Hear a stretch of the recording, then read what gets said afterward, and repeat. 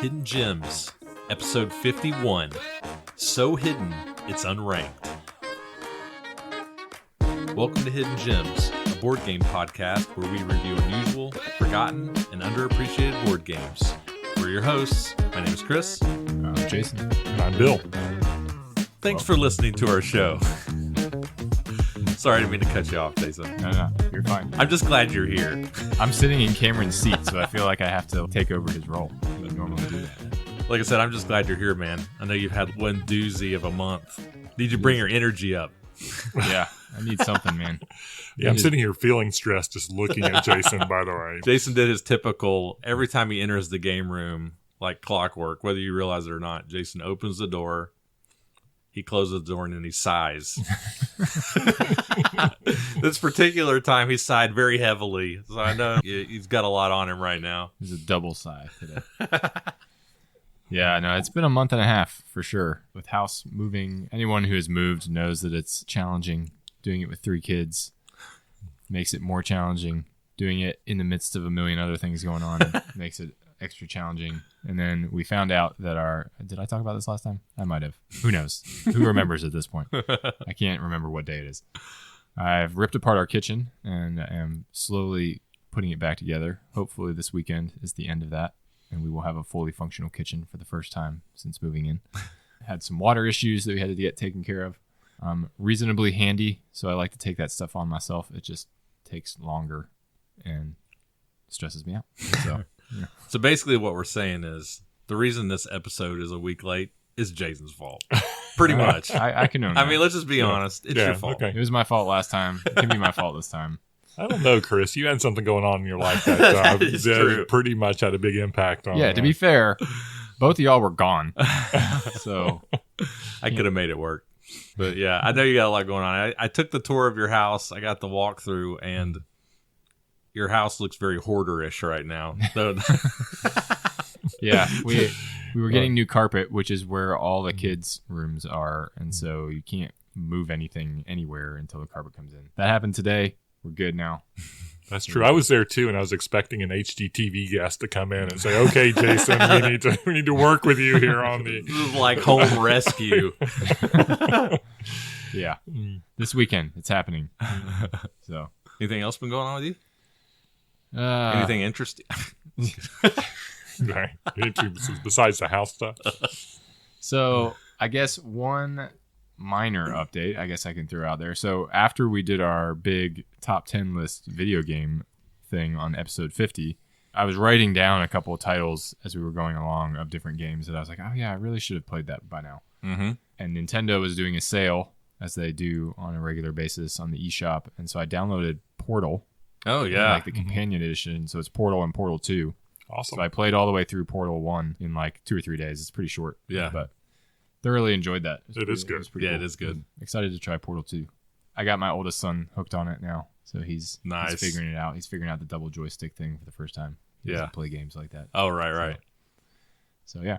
Nice, filling in the holes. That's awesome. So I started playing Alex again, and as I'm playing it, since I said it was like my favorite game ever, I absolutely want to get you guys over to the house to play through like at least the first hour to see what a really good game looks like. So It's funny you should mention that. So Yeah. I actually got a message today. I'll give them a little shout out just for funsies Yeah. on Instagram. So Brian and Christina, mm-hmm. they are of Tabletop Time. They post some stuff on Instagram. Mm-hmm. We're like super interested in your games, Bill. And Oh, really? specifically your VR games, which is shocking because I thought nobody wow. would find any of your stuff interesting. But they were like, yeah, you know what type of VR Bill uses or something like that. What was his question? It was like, what did he say? What kind of VR setup does Bill have? So Wow. Okay, so it started with an Oculus Quest 1, and that wasn't good enough. I had that for a few years. It was pretty awesome, and I have it set up to use it with the computer, so you would call that an Oculus Rift sort of emulator. Oculus Rift was an earlier version of one of Oculus's headset that only worked with the computer. But when they came out with the Oculus Quest, it had enough horsepower within the headset itself that it didn't require a computer anymore. So the graphics weren't necessarily as good, but you were no longer tethered. Right. And it was much cheaper, right? So you could buy that. It had a lot of cool stuff. However, when you're running your computer and you buy like a really nice NVIDIA graphics card or whatever, it opens up a whole new world. You're immersed, I bet. You're absolutely. And I've been playing Alex the last couple days, Half-Life Alex, which is the people that made Portal. It is as amazing as I remembered. It is absolutely just jaw-dropping. Yeah, you guys have to come over and play. So. Dude, I have to admit I am intrigued. When you described it, you hooked me a little bit. Just the whole idea of navigating through this town and trying not to get captured or killed, I guess. Sounds pretty terrifying at times. It is, and they're such good storytellers. The acting in it is so good, and just the attention to detail. I can't oversell it, because once you look at it, you'll go, oh, God, yeah, Bill, the attention to detail on this is just nuts. Yeah. It's just nuts. That's awesome. Cool. Well, there you go, Brian. Answered your question for you. Yeah. Awesome. What has been going on with you, Bill, aside from playing wow, VR? We were talking about this before we started, and I'm coming back to, I think I said this last time, my daughter's living in D.C., and that's giving us an opportunity to go up and visit quite a lot. And for, was it Christmas? Maybe it was for Father's Day. I don't know. They gave me tickets to go see Hadestown at the National Theater, which turned out to be awesome. And I was going to talk about that, but I'm not. But it's super highly you recommended. Can't build it up like that. Oh, I mean, I could go on if you'd like, Chris. How long is this going to be? No, this is going to be super short. The history of Hades? No. But we what's kind of fun is started back in 1973. I was 20 at the time. It had a profound impact on my life. No, it helps you separate the different philosophies of materialism and capitalism. And so when you get into what Hadestown actually is, no, I'm not going to do this at all.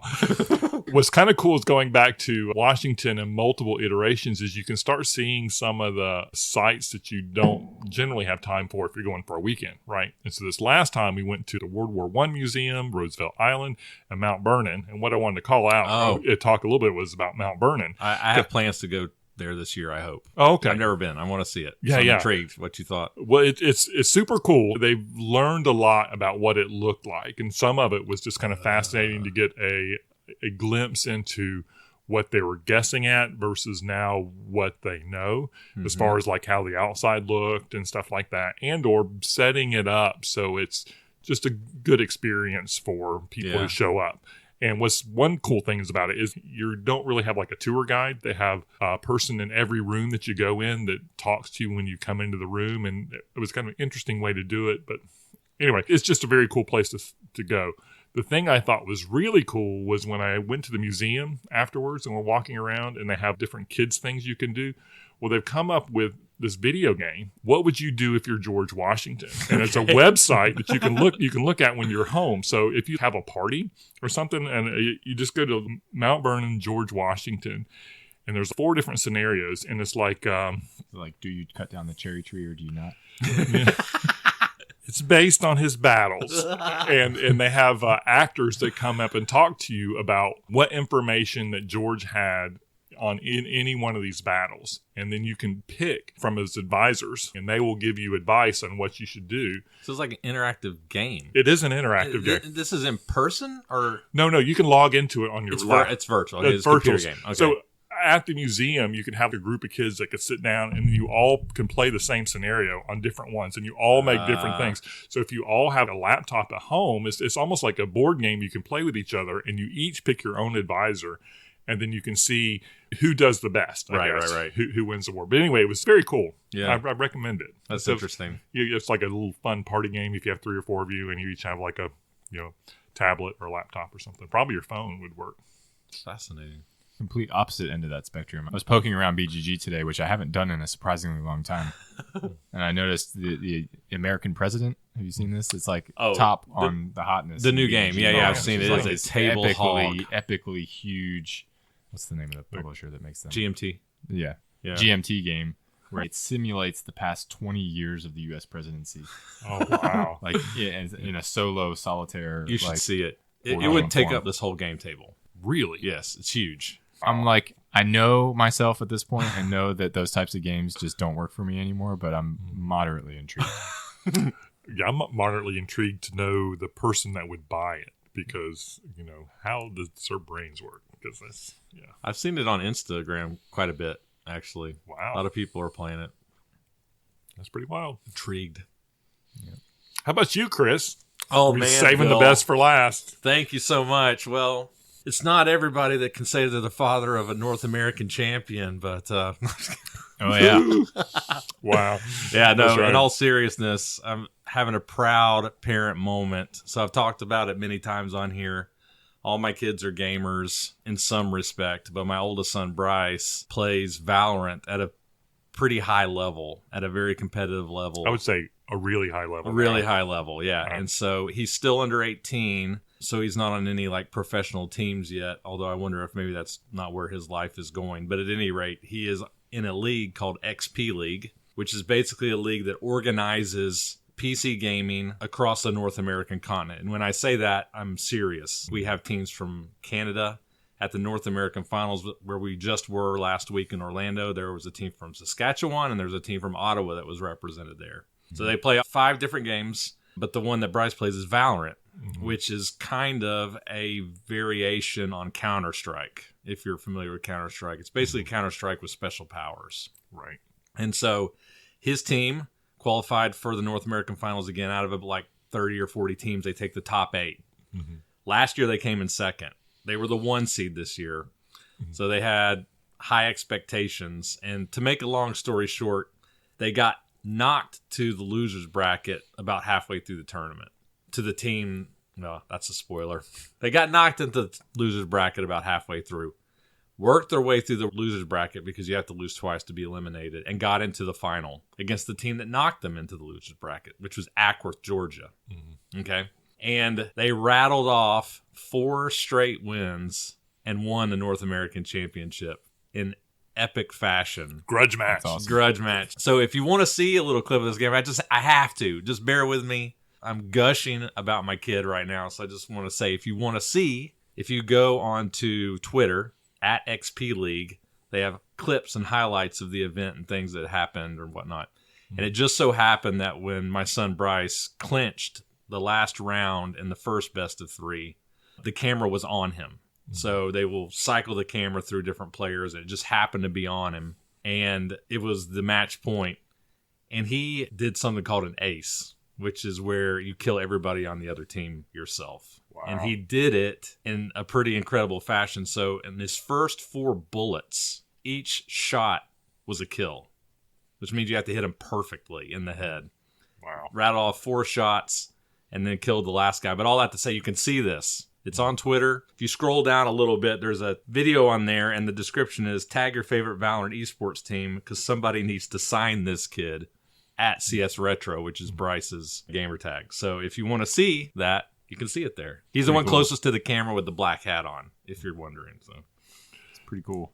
That is pretty awesome. And if you have not watched any esports, watching the announcers on this watch them call the color commentary on this game. I mean, I'm sure were you able to hear that in the audience? They were close enough to where I could hear them out of my ear a little bit. Uh-huh. And they're hilarious. Oh, they're absolutely hilarious.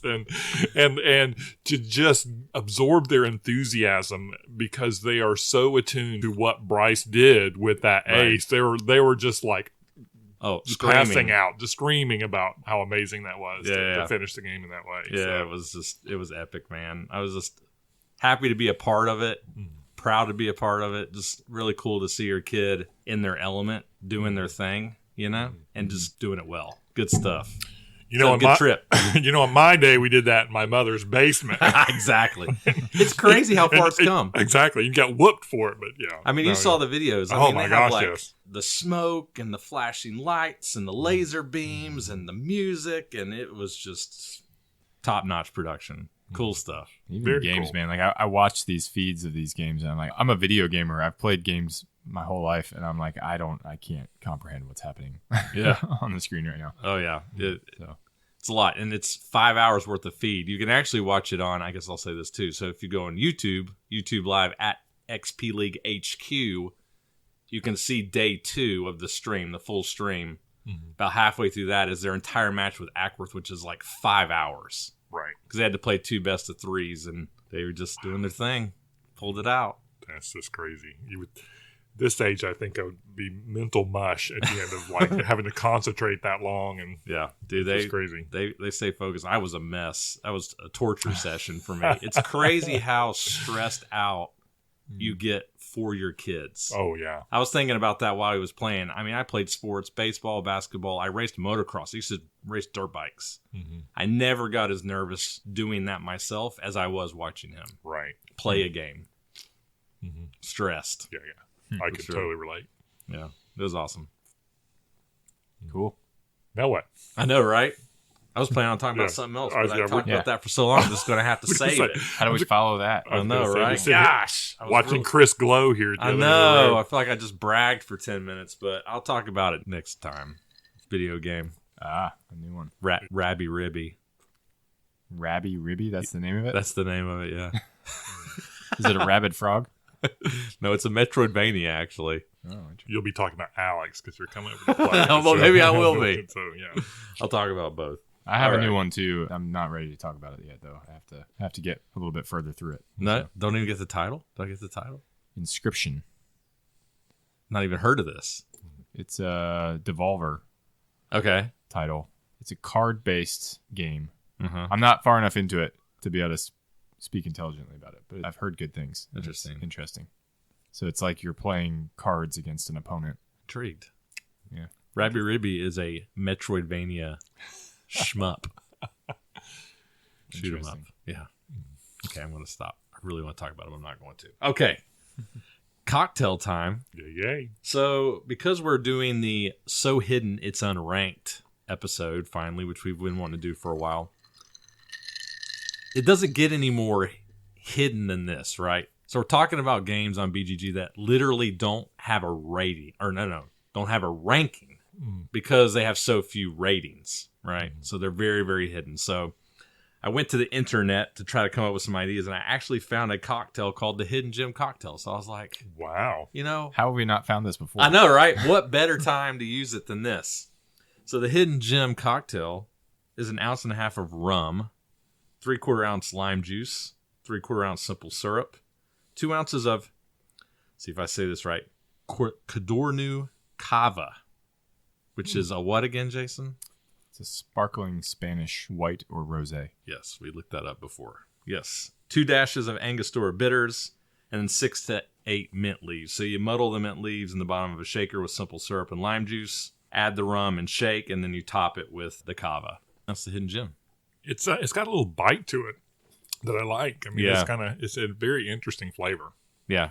I thought it was gin when he first brought it up. The mint come through really well. Yeah. It has totally different ingredients. I don't know why it reminds me. Maybe it's the mint, but it reminds me of a julep for some reason, like a rum julep. This will be the cover item on the Hidden Gems cocktail whenever that gets made. Okay. So just to wrap up here, as I had mentioned, we're doing the So Hidden It's Unranked episode. And the reason that we're doing this is this episode was actually recommended to us by our friend, our buddy, Dylan St. Clair. Mm-hmm. So when we were at Origins a year ago now, or was it 2 years ago? It was just a year. Year ago. It was a year. Right, because just had Origins again this year, just ended. Mm-hmm. It's almost exactly a year. We were brainstorming with Dylan, and Dylan's just a really sharp, smart, witty dude, and he was just coming up with all these really cool ideas for shows and whatnot. And he's like, you should do an episode where you review games that are so hidden they don't even have a ranking on BGG. And I was like, that's a really good idea. So we posted a thread on the Guild, and a lot of people commented on there about games that they really liked that were unranked. And so I was like, yeah, we can do an episode on this. So pulled a game from those suggestions, and then I got a couple other games from another area. But if you guys are willing, I think we might do more than one of these, because I find this to be pretty interesting, to be quite honest. And I know, Bill, you have a game. I do. That if we do another one, will definitely be on deck. That's kind of like a family game of yours. Right. Yeah, my brother made it, so I think he has plans online if people like it. So, But it has a BGG entry. I don't think it does. Does it? Oh, it totally does. We looked. Oh, okay, maybe. Yeah. Maybe. Okay. It definitely does. So more in store. But all that to say, the main reason we're doing this, I do want to shout this out really quickly, is I would bet a lot of our audience has probably heard this, but maybe not everybody, Dylan had a pretty bad accident a few months back where he had some head trauma, and it got pretty scary for a while there, like real scary. And he was in the hospital for quite a while. He is out now. He's going through therapy and things like that for part of his full recovery. But all to say, he's doing better now. The dad's on a map guy, who Dylan's also really close with, did a really cool thing, and they did a fundraiser for him to help pay for some of his medical expenses. And I reached out to him a week or so ago and said, hey, do you need some more help? We would be happy to do like a GoFundMe or something, because I knew I was going to talk about it on this episode. And I'm happy to report that all his expenses are covered, and he's doing well. So we're excited about that. That's good to hear. That is so awesome. Awesome. It was awesome to hang out with him last year at Origins, and hearing about that was just it was hard to hear him going through that, but glad to hear he's doing well. Yeah. And all of our prayers and best wishes. Mm-hmm. Yeah. He's the kind of guy you hang out with a little bit and you just can't help but smile, just because he's got that kind of personality that's just over the top. Totally. Just full of life, fun to be around. And so we wanted to dedicate this episode to him. So Dylan, this one is for you. Thanks so much for the idea. And like I said, I hope to do it more in the future, depending on how these reviews go. We shall see. All right. All right. Well, with that, should we get into the games? Let's do it. Yeah, let's do it. All right.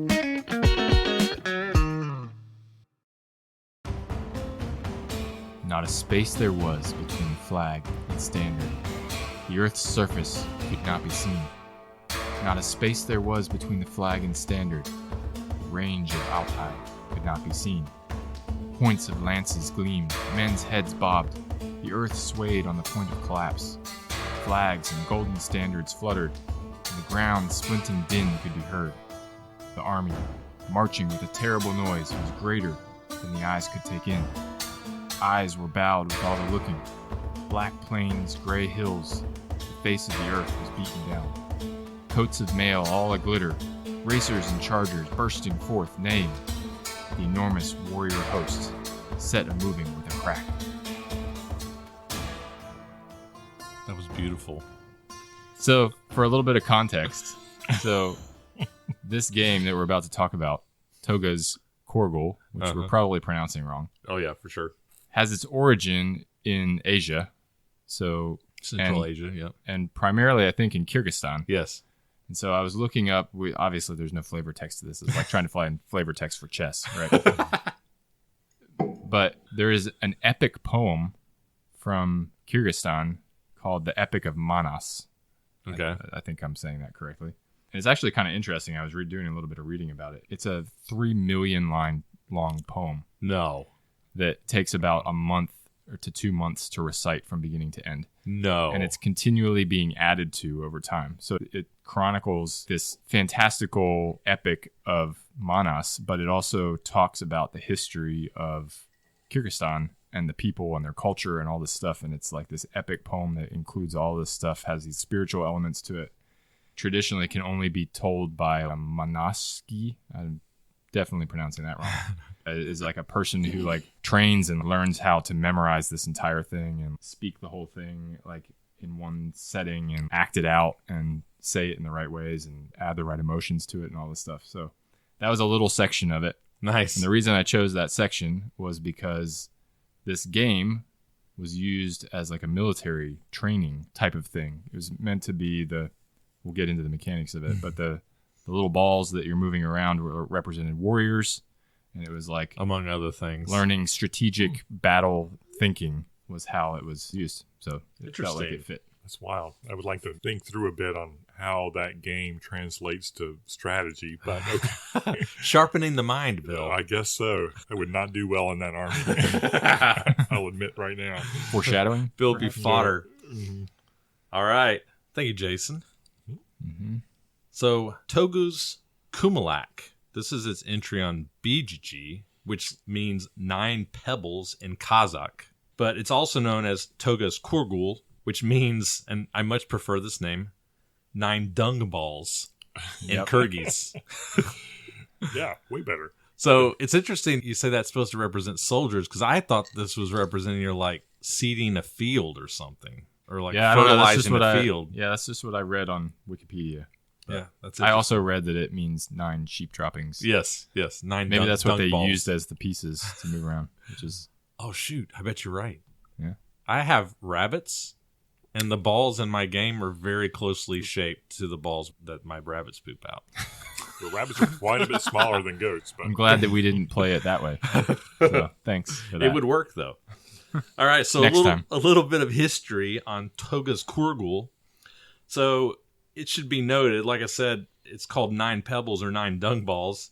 The number 9 has high significance in the folk beliefs and mythology of Central Asian peoples. So this game, as Jason said, is played in Kazakhstan, Kyrgyzstan, Tajikistan, Uzbekistan, Turkmenistan, and parts of Afghanistan, Russia, and Mongolia.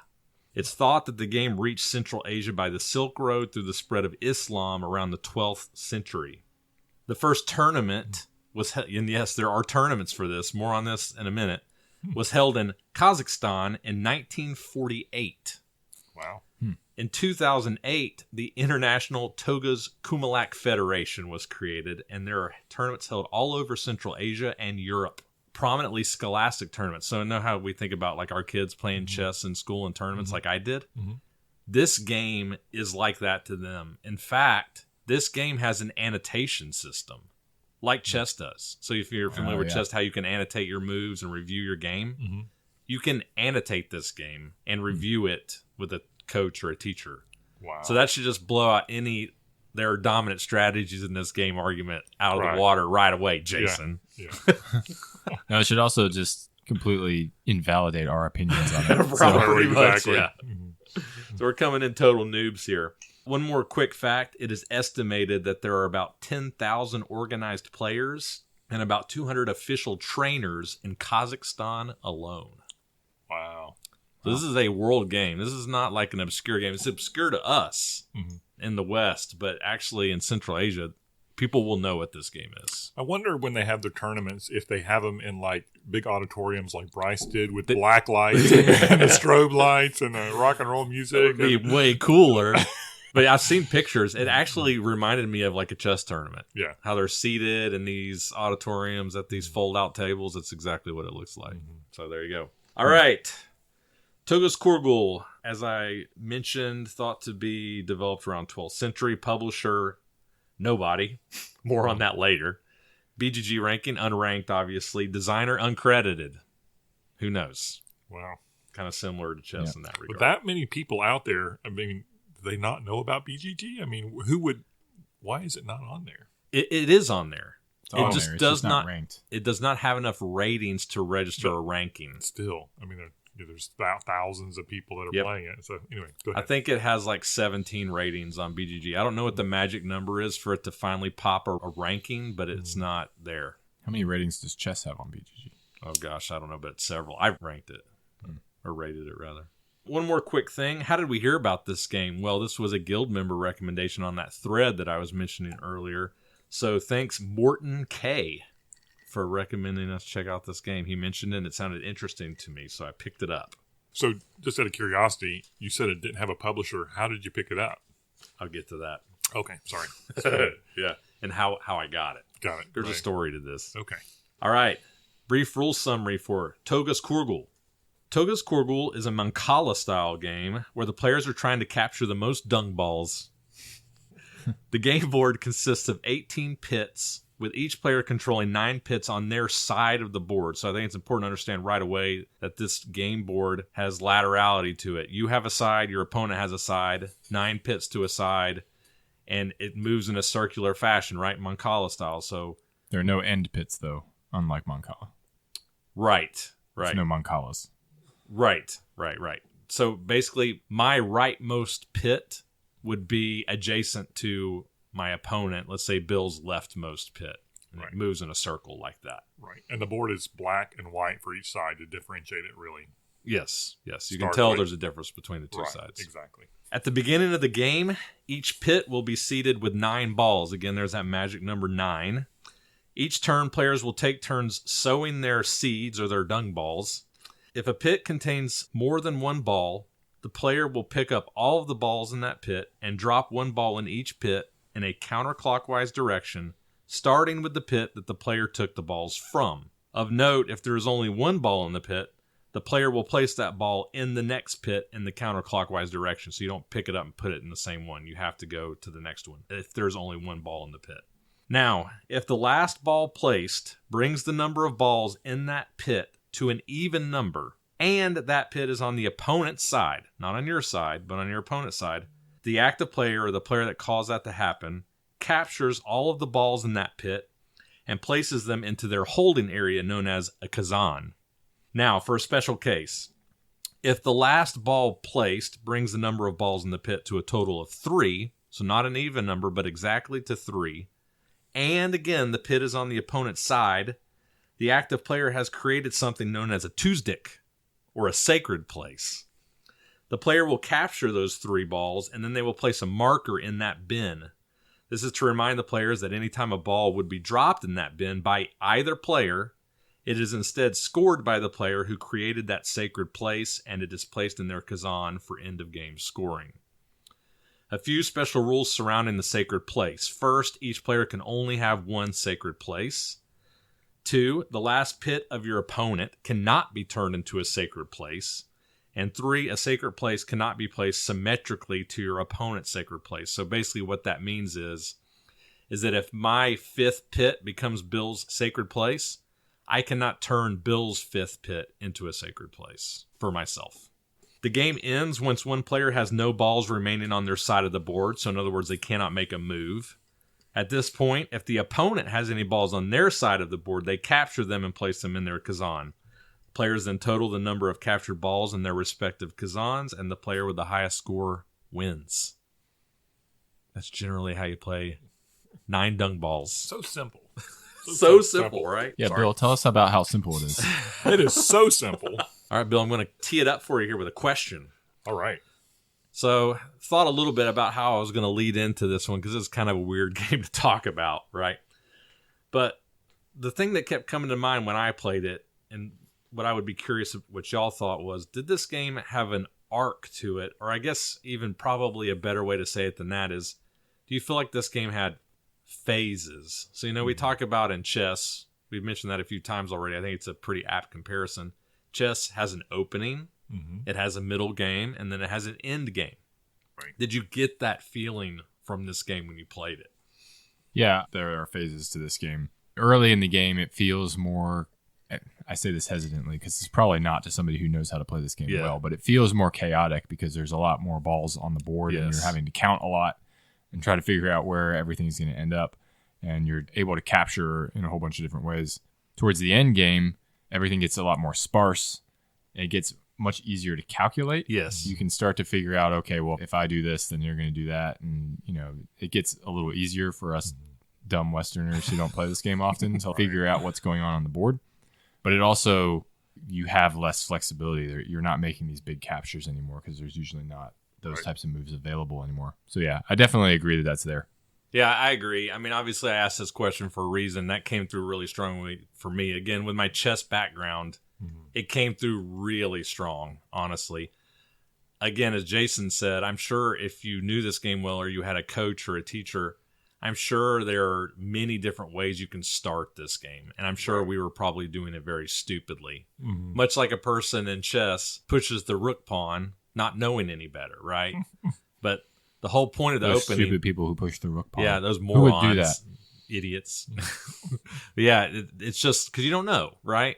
And so I think there's probably a component of figuring out how to set yourself up through an opening strategy to set yourself up for a middle game, which, as you guys mentioned, gets super complex because there are a lot of balls on the board. You have to account for a lot of changes in the pits. And then moving into the end game, which I do want to talk about in a minute, because this was my favorite part of the game, actually.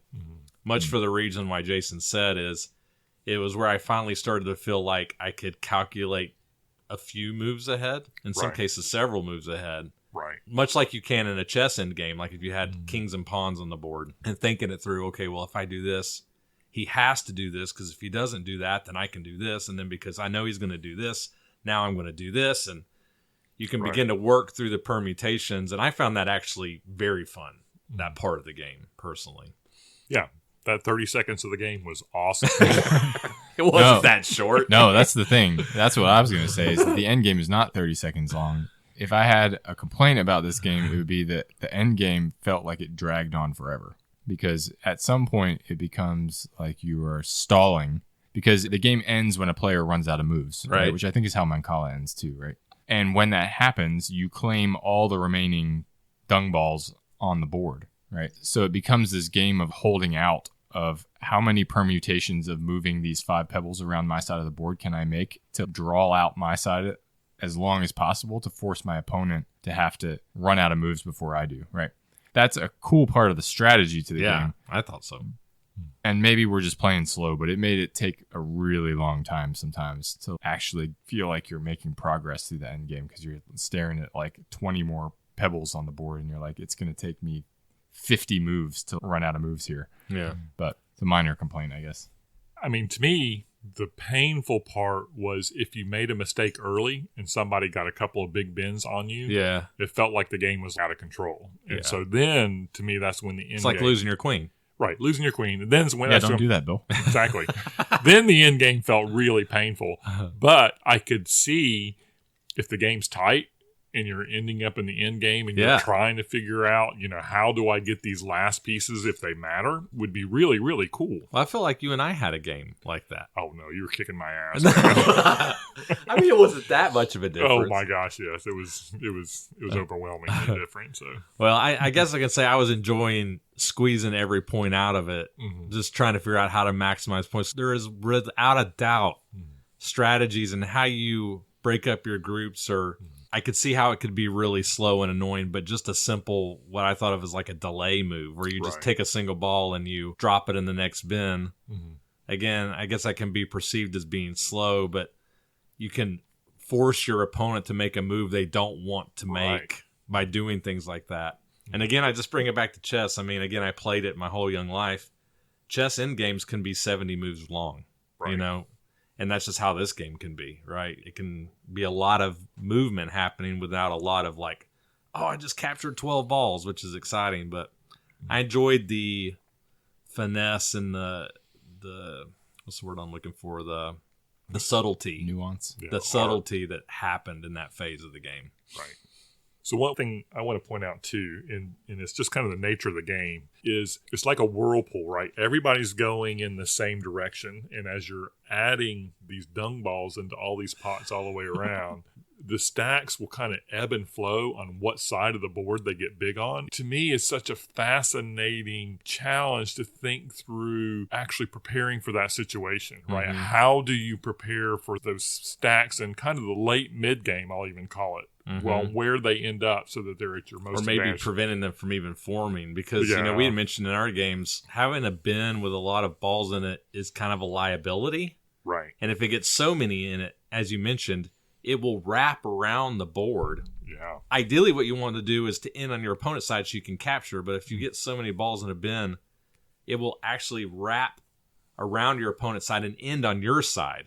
Right. Which doesn't hurt you necessarily, but you're not capturing anything when that happens, right? Well, not only that, but if you have like 2 or 3 of those really big bins, especially late game, I think your opponent can manipulate you so they can get access to one of those, and there's like not a lot you can do about it. So you have less options of moves that you can make that are like no-op moves, right? Right. Because now I have to move one of these big bins, and it's spreading everything out super thin, and probably spreading it out to my opponent's side. So it's reducing my available move count. Right. And for you sacrificing that, you might be opening up a medium-sized stack for your opponent to take. Especially if you miscount. Yeah, especially if you miscount. And that's one of the Which things. we should probably talk about that, right? Yeah, miscounting and the fiddling nature of it. Yeah. It's easy to, Go ahead, So Jason. there's a lot of counting in this game. A lot of it. You're counting out, okay, I think there's 13 balls in there, so that means one stays here, and then count. All right, I think it's going to land in that basket over there. I'm sure if you're experienced at this, you can figure that out. The bins, they're numbered. At least they were on the set that Chris had, which I guess if you can do math, helps you. But it gets confusing because if you wrap around the board or if you don't go all the way around the board, the counting is different.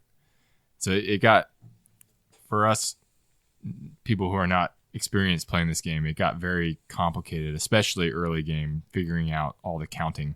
To be fair, I think components matter. Yes. And I feel like we should talk about the components that you had for this game and how that maybe made this a little more difficult than it needed to be. I think the ideal setup for this game would be that there are like 2 parallel channels in each bin where you can see the balls line up and you can count them a little more easily. You can quickly identify if it's an even or odd number in the bin, right? Right. We had kind of this weird 3D printed board. It was definitely 3D printed for sure. That the channels didn't quite line up, so the balls were always slightly staggered and rolling around all weird, and you could never really tell how many were in there, and that just made it take longer. Yeah. Well, because not only do you have to count where it ends, you're influencing every other bin from where you start to where you end. That's big. Right. And then you have to figure out what did you just allow for every one of those bins that you like, touched. oh, shoot, I just made that odd, and now because I dropped that pebble in there, now he has 6 in there, which means he can now reach that bin and capture all those balls. And you're like, crap. There are so many things to keep in your head at once. It's just crazy for an old man. And then you drop one ball and it rolls under the board and nobody notices. And right. Or you accidentally drop 2 in one and you didn't know you did. Or Yeah.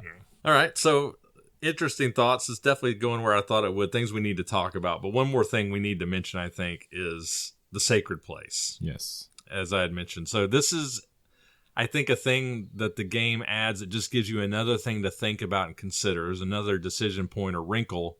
And that if you create a bin on your opponent's side that has exactly 3 balls in it, you have now created a permanent capturing place where not only if you place a ball in there, but even if your opponent moves through there and drops the ball in there, you capture it. It becomes yours, right?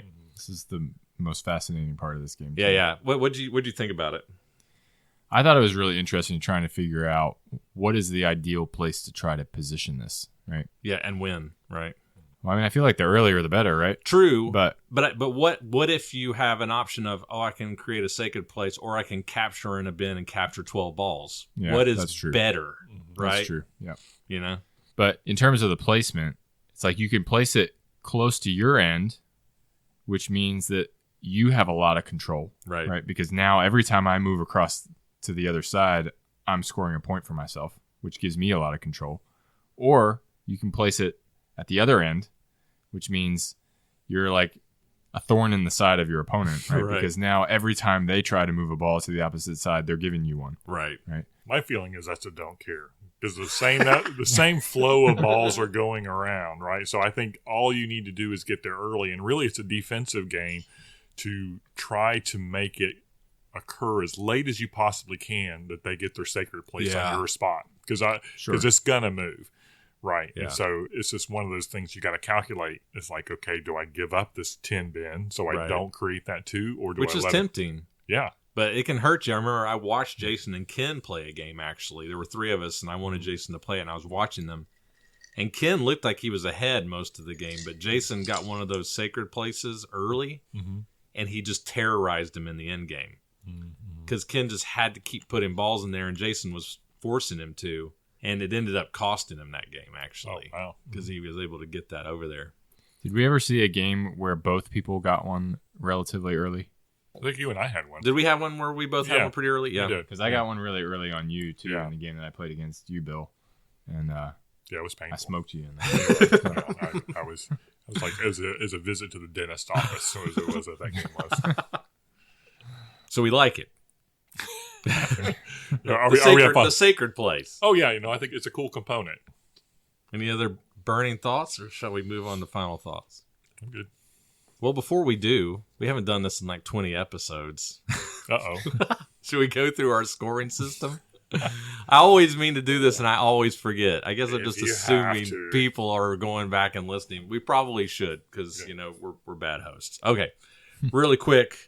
Hidden Gem rates games on a 1 to 6 scale, if you didn't know, unless you listened to episode 23.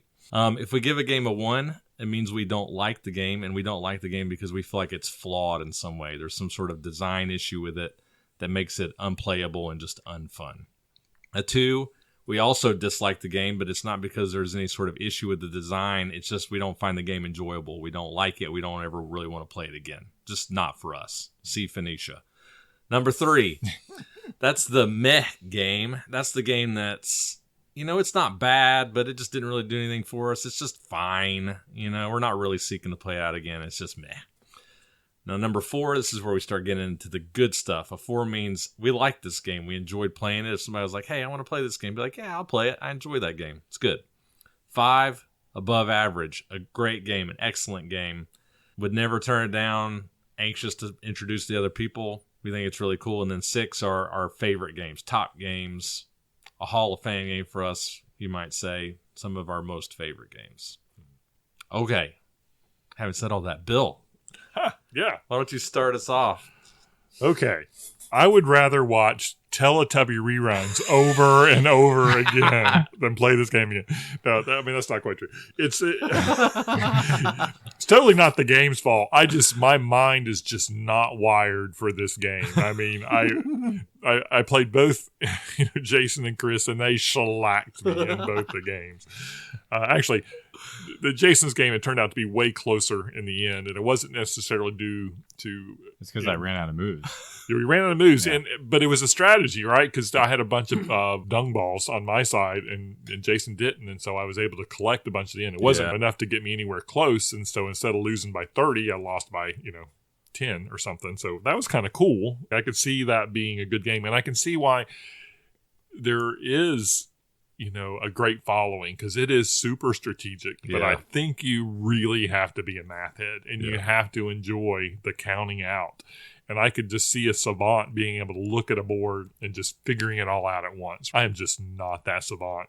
So for me, I gave it a 2 just because of me. But it's not the game's fault.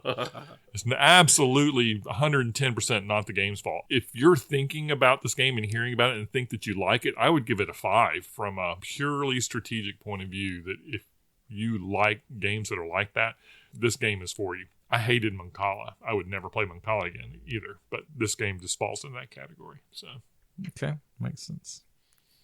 Mancala from hell, as you called it. Mancala from hell, absolutely. My daughter liked to play it, and I was like, oh my God, please, no. But I played it. Yeah, for me, I've never been a huge fan of Mancala either, although I do love Trajan. That is one of my more favorite games. Yeah, 5 Tribes.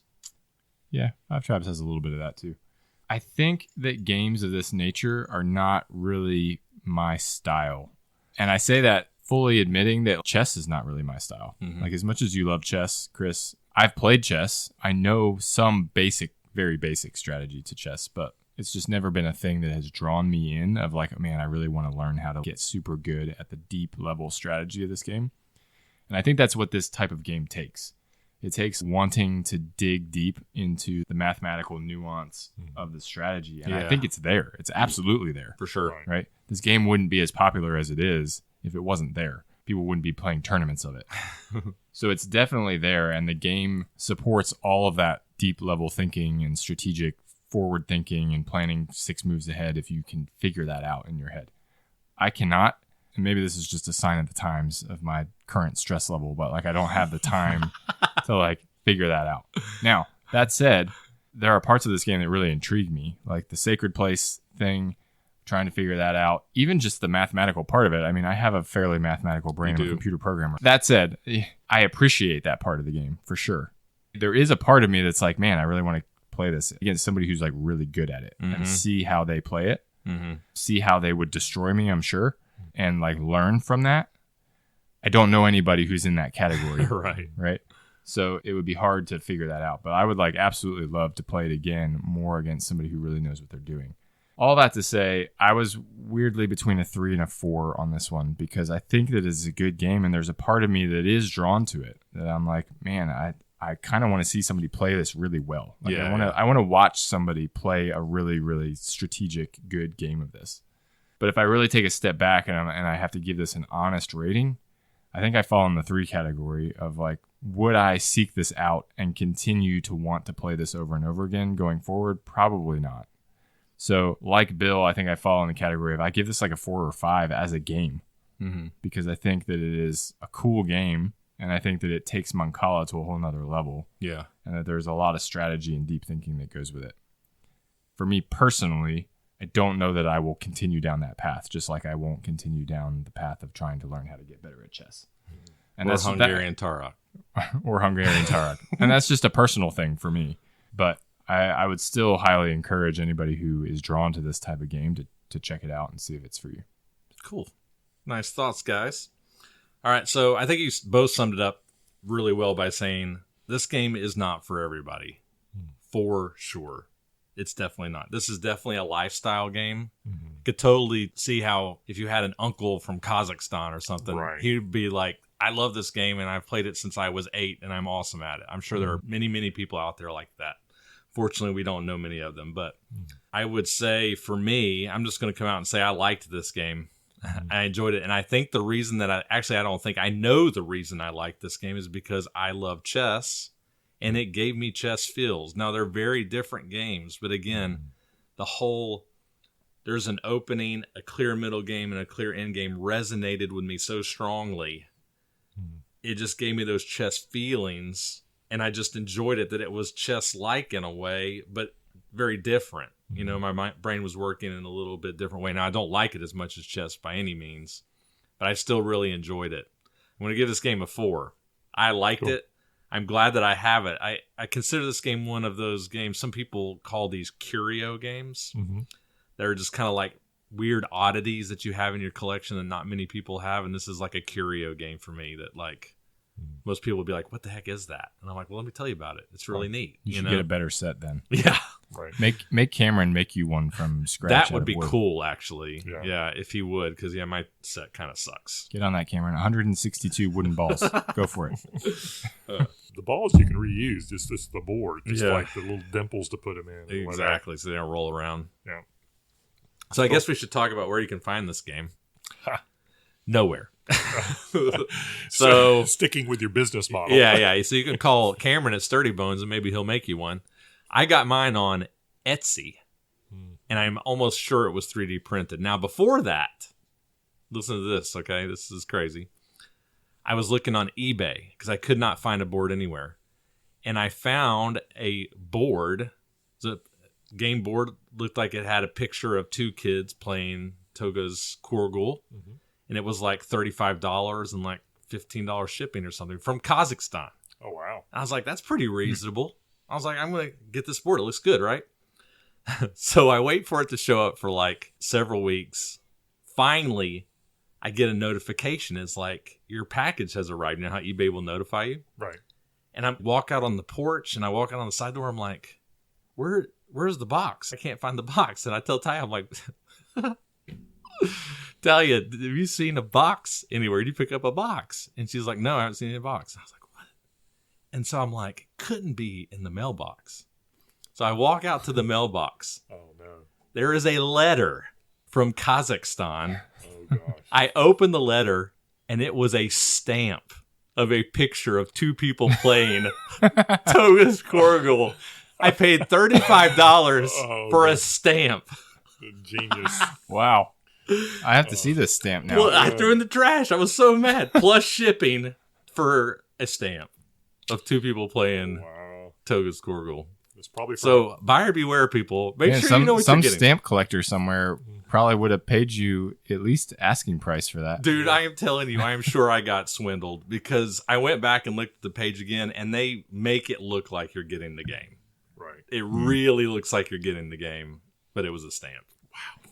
Did you have to mail your check to a prince? Really? I was going to say, I was going to make a Prince joke out of that, but that's a good one. Anyways, yeah. So, just be careful out there. Don't buy stamp. Buy the game. All right. Well, those are our thoughts on stamps and Toguz Korgool. In the Kismet sector of the Rakrak galaxy, huge, self-sustaining motherships fight over control of vast natural resources.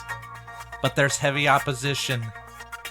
In Conquest at Kismet, you play as one of 2 races vying for control of the Kismet sector in the Rakrak galaxy. This simple game uses a lottery-like method of resolving battle, something that's never been used in a card game before. This allows for a very small table footprint while having a healthy mix of tactics and luck. That's awesome, Chris. I wasn't expecting it to go into so many game mechanics. I got a little tickled there. I was hoping for a little more narrative, but this is what I got. I was going to do a second take, but I'm keeping it. I like it. It is unranked after all. That's true. We had to get in and out. All right. Conquest at Kismet, published in 2015 by Victory Point Games, designed by Jay Vales, and of course, BGG Rank. It's not. So, can I talk about how I found it real fast? Yes. Quickly. What's that? I suppose. So this was not recommended, but if we're going to continue to do this as a series from time to time, what I did was I went to Dice Tower. They do something called Week in Review, where they go through every game they reviewed during the week and summarize, basically. So I went back as far as I could go first episode and started working towards the present to see how long it would take me to find a game that they ranked favorably, 7 or higher, that is unranked on BGG. Wow. And it only took me 3 episodes, and I found this game. Oh, wow. That's how I got it. So working backwards, Z Garcia reviewed this actually and gave it a 7 out of 10. Okay. Which for them is good. Right. And like I said, it's unranked on BGG. So that's how we found this one. Cool. All right. Well, quick rules summary. Conquest at Kismet is a 2-player asymmetrical game that is a space battle to the death between 2 factions, Trice and Storm. Each player begins with a mothership card and a large deck of additional cards randomly comprised of support, ability, and combat cards. On a player's turn, they'll go through a series of phases. This game is very procedural in that way. After which, the opposing player will perform those same phases, and this goes back and forth until one player's mothership has been destroyed. So let's go through the phases. Starting out on a player's turn, the active player collects energy tokens equal to their current energy production. So players will spend these energy tokens in order to play cards from their hand for their abilities or their support or whatever they happen to provide. They will then draw their hand of cards up to their limit, which is usually 7 cards. Not always, but usually. Then the next phase is the time phase. I'm going to kind of skip over this one and come back to it because it won't make a whole lot of sense if I explain it now. After that, the player gets to deploy cards. So at this point, they can deploy support cards from their hand. These represent like supporting ships. So you have your mothership, and then you have the other ships around you that comprise your fleet, I guess. These cards have abilities on them, or they have an effect that happens one time when the card is played. In order to do this, the player has to pay the energy costs, and they can't exceed their support limit, which is usually 3. So you can't have more than 3 support ships around you at any given point. I mentioned that these cards have abilities. It's important to note that some of these cards, when their ability is used, they have a cooldown time. So the card will get rotated 2 or 3 times in a clockwise direction, and then during the time phase, which I skipped over, when you reach the time phase, the card will rotate 90 degrees at a time, and once it returns back to a orientation where it's facing the player, then the card becomes available to you again. So it's like representing a large weapon that you're firing, and it takes time for it to reset. So you might lose it for a couple turns, and then you get it back. After that point, the final phase is battle stations. So at this point, the active player chooses whether they're going to attack their opponent or pass. If you pass, it just goes to the opponent's turn, and they go through the same phases. If you attack, a couple more procedural things happen. So the active player has to decide what card or what ship he is attacking. He can either attack the mothership or one of the supporting ships. Then, starting with the attacker and alternating back and forth, players will play 1 card at a time face down to a central pile in the middle of the table. This is important. Yep. This will go back and forth, players playing a single card face down until one player passes, at which point the other player can play as many additional cards as they want, and then at that point it's closed. Once that happens, the whole stack of cards goes to the defender. The defender will shuffle the cards without looking at them, and then the attacker draws a single card. And essentially, if the card that they draw is their own card, their attack is successful. If the card they draw is their opponent's card, the attack fails. So that's kind of the simplified version of this.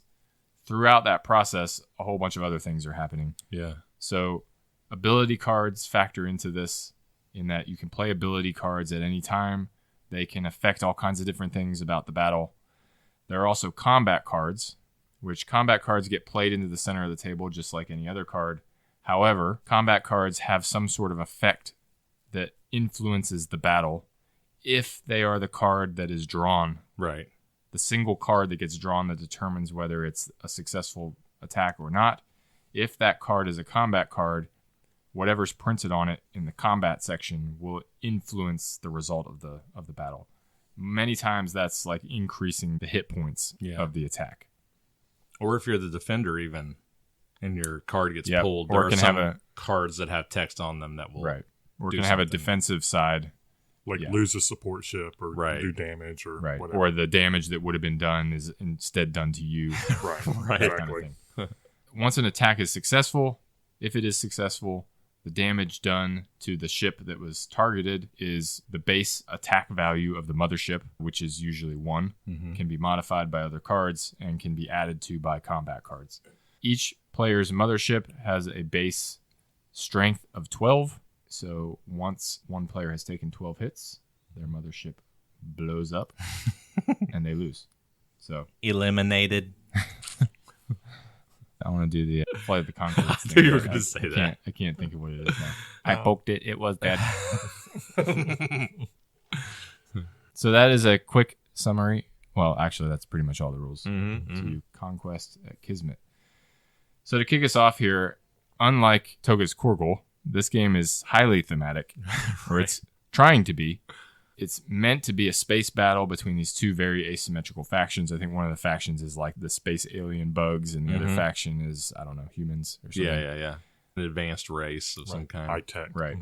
So did you guys get that sense from this game? Did you feel like it was a tense space battle that was going on, or did you just feel kind of like a card flipper with lots of procedural aspects to it? Well, I thought it had great theme. It made me think of Cameron. It's like, Cameron, you should be here, man. Yeah. This is cool. The outfitting of your ships, the choices that you have on what you're doing versus combat. I thought it was a pretty cool themed game. What do you think, Chris? I totally agree. And I was not expecting this. This is my game, like most of them are. I had not played this game before. And I knew that they were named differently and the cards were different. But I didn't really grasp what the designer was trying to do and make it feel like how the deck was designed. So what I mean is one of them is the bugs, right? Right. And about halfway through Bill and I's first game, we were like, oh, we're swarming the other person. So basically that deck throws a lot of cards into the combat pile, which may or may not hit hard. You may not hit for anything, actually. Right. But you may negate an attack or cause your opponent not to hit you, but you're swarming the deck. Right. Whereas the other deck has like a lot of satellites and radars and antennas, and it's supposed to, I think, represent you striking very precisely. There's a lot of cards you kind of hold back for a really well-timed play, and it feels more precision-tuned. And I think that's what he was going for, this more primitive, not really primitive, just more sheer force, mass bugs versus this kind of more technologically advanced race, which I thought came through really well, honestly. Yeah, each mothership has a special ability, and it's blue and red. And on the blue, which was the tech team, its superpower was when it was attacking, if you flipped over a card that was not in your favor, you could flip over again. Yeah. With the red one, it was you could add 2 additional cards to the combat pile before you ever began. That was from the top of your pile. So increasing your odds. Exactly. So to Chris's point about flooding people with things, there were a lot of cards and a bit of support cards and stuff like that. But not as precise because you don't know what you're flooding in there. Exactly. So, so you had kind of less tactics in a way. Right. But you could have maybe twice as many cards in the middle as the tech team did. It changes how let's just put it this way because I want to hear Jason's thoughts, but you play them differently. Right. You will definitely change how you play, depending on what side you're playing. Yeah, I definitely agree. I think the asymmetricalness of it really came through in a good way. A lot of games claim to be asymmetrical, and it's like you have one little extra power. It influences how you play. I found the tension of the space battle theme came through really strongly in the offense versus defense nature of the card play. We should definitely talk about this. Go for it. So this lottery system that has never been done before in any card game before. Basically, a battle is you throw as many cards as you can into this central pile in order to up the odds so that this one card that gets drawn out, the one lottery ball that gets pulled out, is one that belongs to you. Right. And ideally, it has a special ability on it that also helps you out. But what's interesting about that is that you can, as the attacker, flood the deck with every card you've got. You can say, well, I've got 7 cards. I'm going to throw them all into the central pile, and I'm just going to up this stack so that my attack goes through. Right. But you're giving up the ability to refine your attack with additional strength through the support cards. And even more importantly, you don't get more cards until after your opponent's gone. Yep. So they have the opportunity to attack you back. And if you don't have any cards in your hand, you have nothing to seed into the deck for their attack against you. To defend yourself. So you're constantly trying to figure out this balance of, okay, well, how many cards do I want to spend on support for things that actually boost my abilities or give me defense or give me all these special things? How much do I just want to throw as raw firepower against my opponent when I am attacking so that I can actually have a successful attack and not just throw away cards? But how many of those do I need to hold back so that I actually have some defense against the attack that I know is coming right after that? I thought that was really interesting. Yeah, and I want to add one thing to you. I totally agree with everything you said. Just one additional fine point. You said I can throw every card I have in my hand to try to hit you to increase my odds, and that will increase your odds of your card getting pulled. But that might also not be good because some of these attack cards of yours will say like +4. Right. And you want that to get pulled, right? But some of them say +1. Or nothing. Or nothing. Mm-hmm. And it does something else. Maybe it's a support card that doesn't contribute attack. Great, it got pulled. My opponents didn't get pulled, but I actually don't even damage you. So you have to balance how many cards do I actually want to put in here? Or in other words, will I be happy if this card gets pulled? Right. Right? Because, yeah, you didn't get pulled, but I didn't really do what I wanted to do. Maybe I just throw 2 or 3, like +3 or +4s in there, hope they get pulled. And if they don't, well, at least I have a lot of cards in my hand to defend. Mm-hmm. There's actually a lot more to think about there. It is a lucky card draw, but there's a lot of decision space that goes into that process, I think. Right. Because on some of the cards, they'll have like +3 attack. Right, that will add to your ship. I will just add to what you just said, Chris. You always do 1, right? Because you always do at least 1. Yeah, you always do at least 1 with your mothership, right? But it feels like that's not a very successful turn. Yeah, you want to do more than that. Yeah, absolutely. But there are cards that will have 2 different sections, right? That'll have an attack section, and then some of them will have a defend section. Like you're saying, that if this card is drawn with you as a defender, it can do something as great as removing a support ship or reflecting the damage that was done to you back to the other one, so you don't want to use that on attack. So I appreciated the challenge of thinking through both those things. It was funny, when I played Jason, I drew the blue deck, and I was going into it thinking 110% that I was going to automatically win. When Chris and I played, the blue team won every time. Right, yeah. And I think it comes down to that strategy of what you're just saying with the red deck. It seems like it's designed that you need to flood the middle because the blue deck can opt to throw away that first card, which is a very powerful way to influence the battle. And so the bad part for the reds or the bugs is when you're flooding the deck, exactly like you said, you don't know what's in there. You might have some great attack cards, you might not, but that's kind of the only strategy you can use, I thought. But Jason won with the red deck with me, so there must be more strategies there than I fully appreciate. Yeah, there's definitely way more strategies. Way more strategies. I was strategizing all over you. That's what I thought. No, I say that facetiously. And that brings me to another point that I kind of want to get y'all's opinion on. So this lottery mechanic is interesting. You do have a lot of control over what you're doing, but ultimately it still kind of comes down to a lucky draw. Sure. Right? And Jason complaining about randomness. This isn't a complaint necessarily. It's more a curiosity question. I found it felt sometimes kind of swingy. Yes, the randomness is there, sure.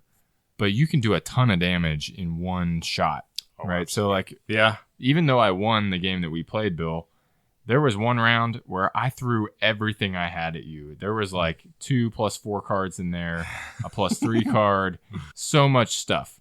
I probably had 8 cards in there, and you had like 2 or 3. Mm-hmm. And you drew your own card on the first draw. Mm-hmm. And I was just like, great. I just spent my entire deck and all of my top firepower on pretty much a guaranteed hit and missed it. Nothing's guaranteed. And if I had been successful, the other side of that is if I had been successful, I would have done like 8 damage to you. It would have ended the game after like the 3rd round. I don't know. This is meant to be like a quick 20 to 30 minute game. Mm-hmm. But I think you just have to know that it's meant to be a quick 20 or 30 minute game, and it could swing pretty heavily in one direction or the other. Yeah, because like right after that, you did an attack to me and attacked me for like 6 or something like that. Yeah. So it goes quick, and it could end on the flip of a card, basically. It's not like this long drawn out thing where you have time for that randomness to sort of settle out. And I guess if you're playing multiple games, it would do that. Yeah. But it's short enough that randomness does have a bit more of an impact. Yeah. So just something to be aware of. I don't disagree with you. I had that listed as a minor con in that, just like you said, you can get whacked in this game. It happened to me a couple times too, where, and I'll preface that by saying, if the stars align, and I might be being a little hyperbolic because that implies like super rare. It's not super rare, but I would say it's uncommon for you to just get hit for 8. It requires a lot of things to kind of work out, right? But having said that, it can happen. You can just get whacked, and it can be hard to come back from that. But like you said, it is a short game. So maybe a minor con didn't bother me too much. As to your card not getting pulled out of the pile, that can be annoying, especially if you committed a lot. But I guess for me, that annoyance was outweighed by at least, if not control, the illusion of control the game gave me. I did feel like the things that I were doing were at least, I was improving my odds of good things happening for me. And hopefully they did, and hopefully they didn't. But in a 20 to 30 minute game, I guess we're never really in control, are we? no, we're not.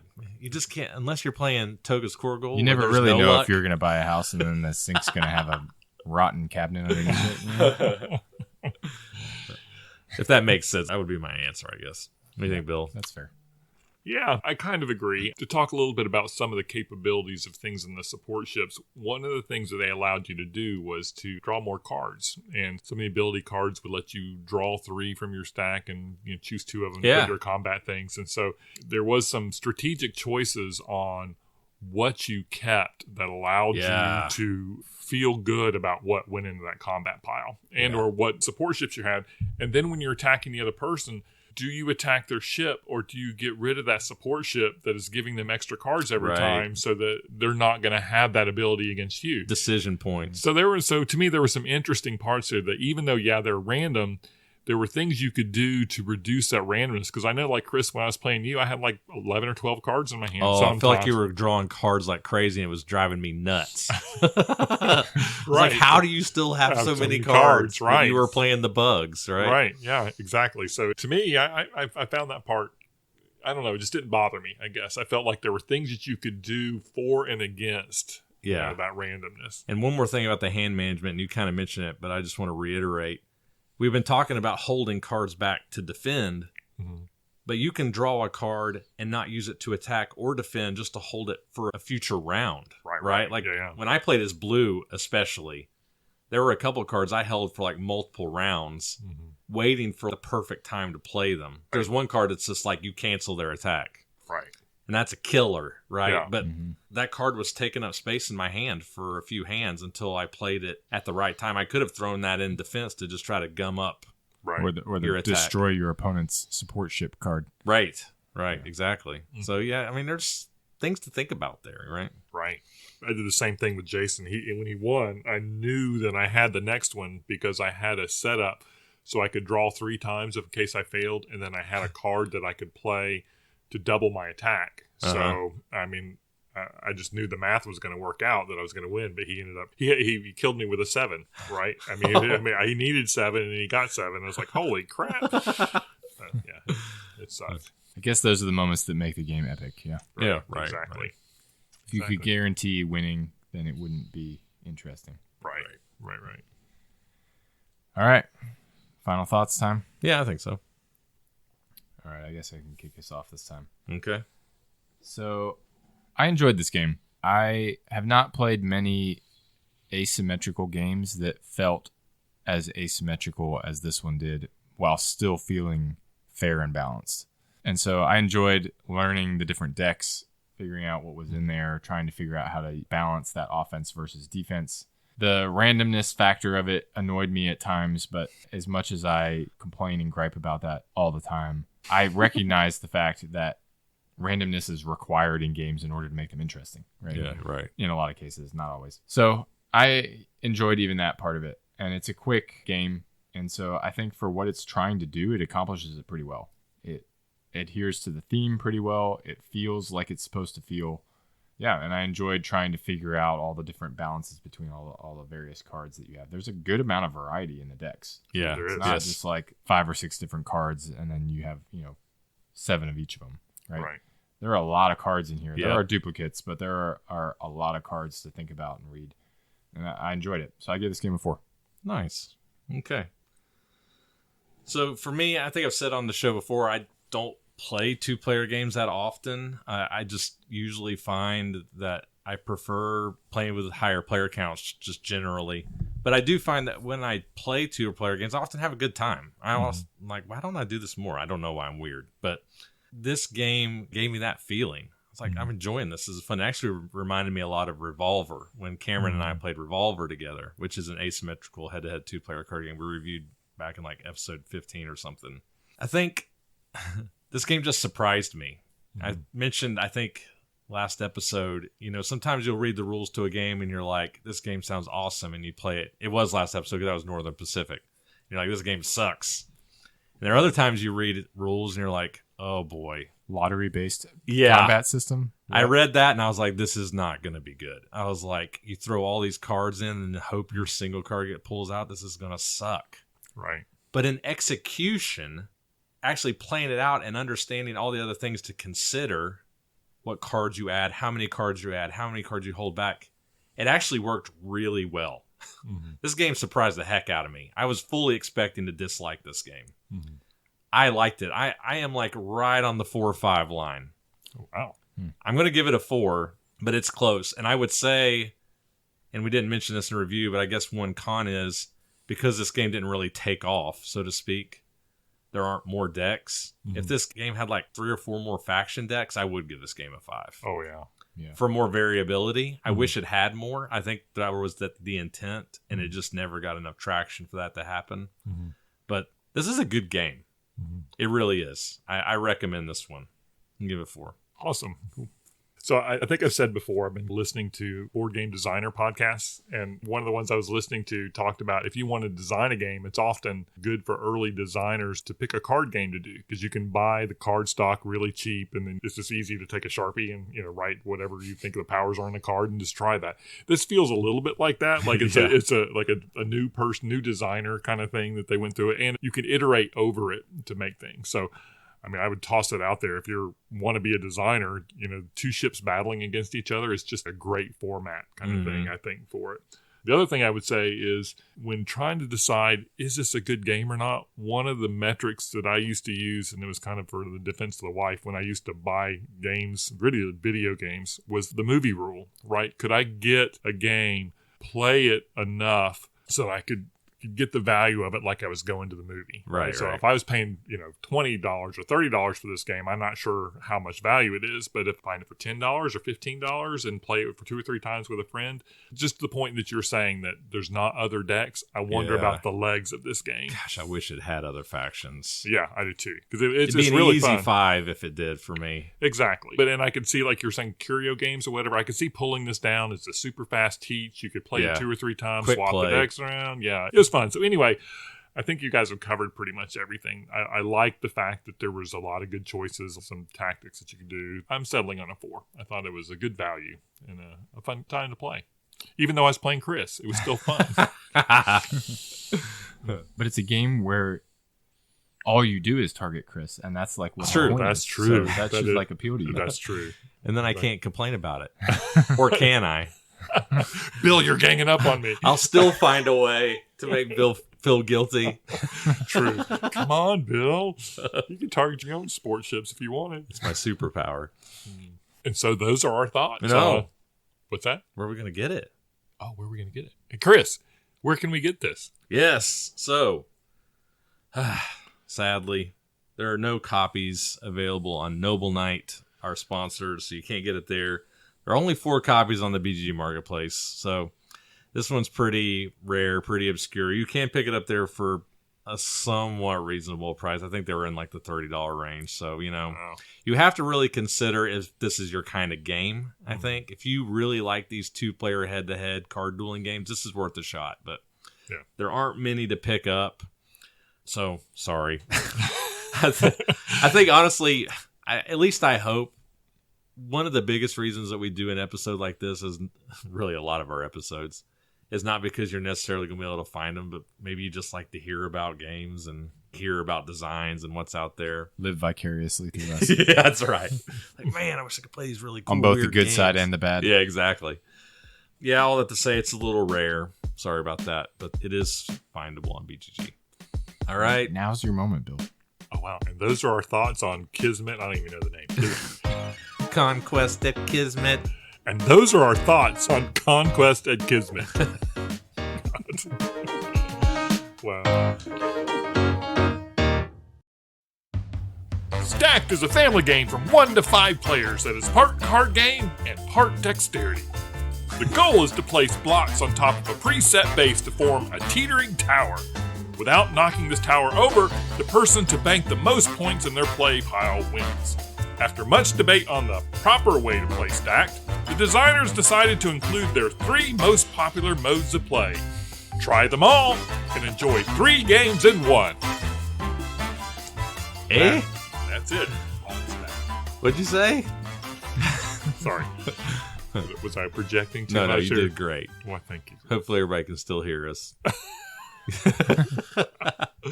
You make me Turn the car volume down. I can't help it, man. I'm enthusiastic. It's Stacked. I love it.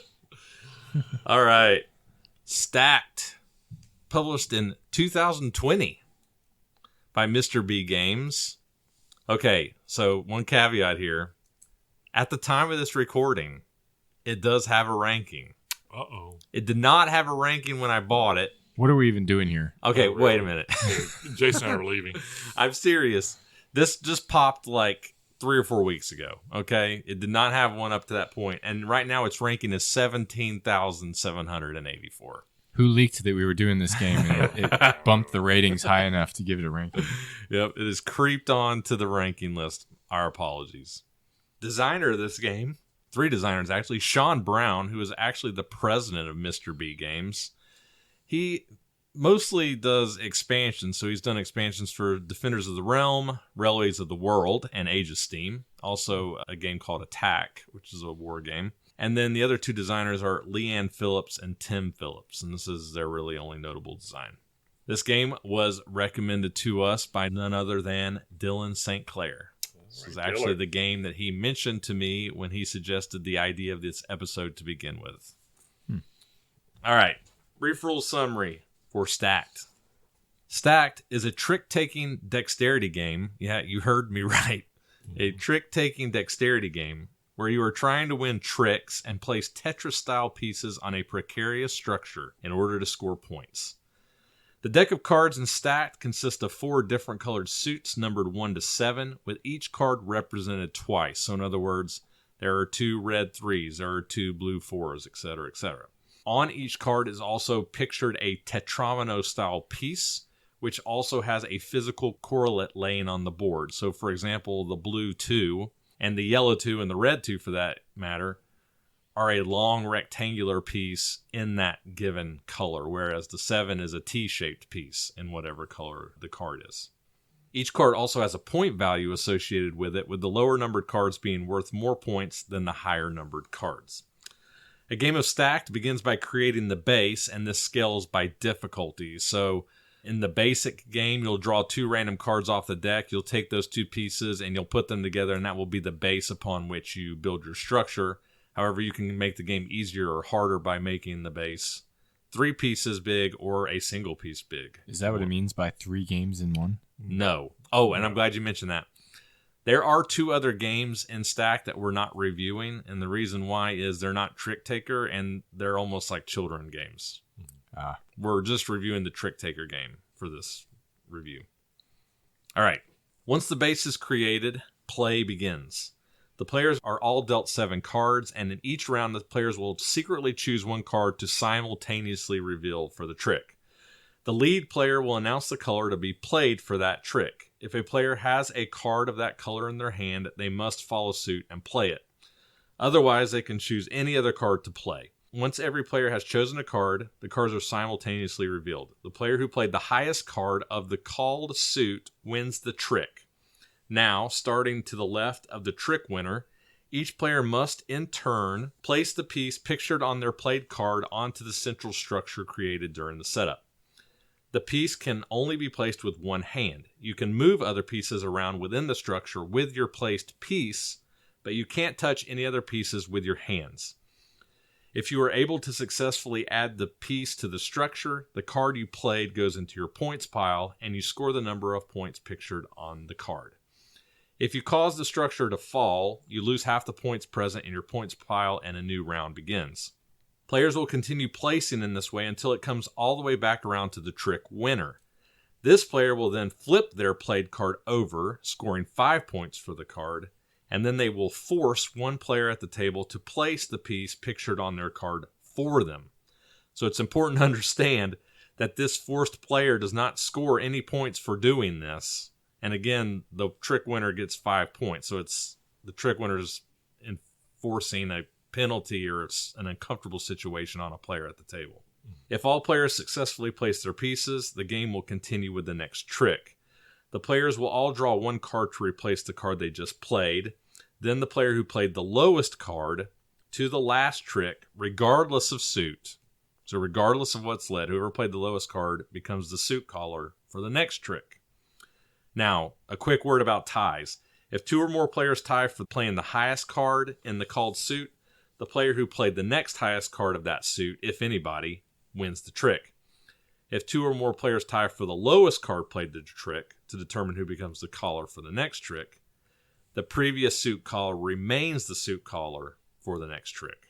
Play continues on this way until one of the players has reached a predetermined number of points for a standard game that's 75, with the player with the highest point total at that time winning the game.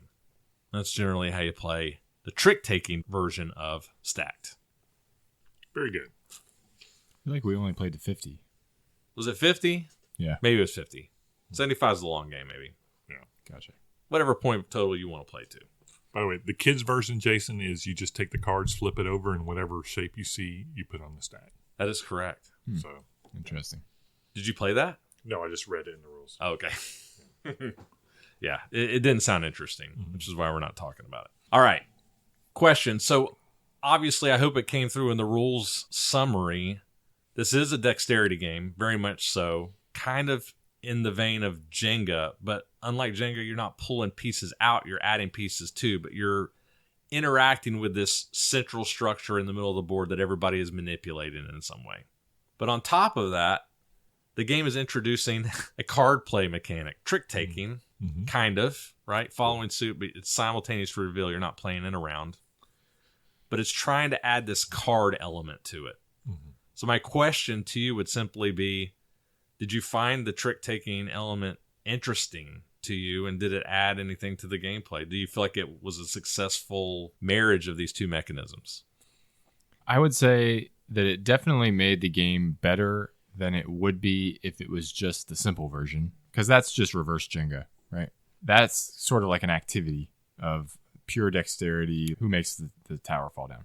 So I think adding in the card play made it interesting in that there was some way to influence what was going on.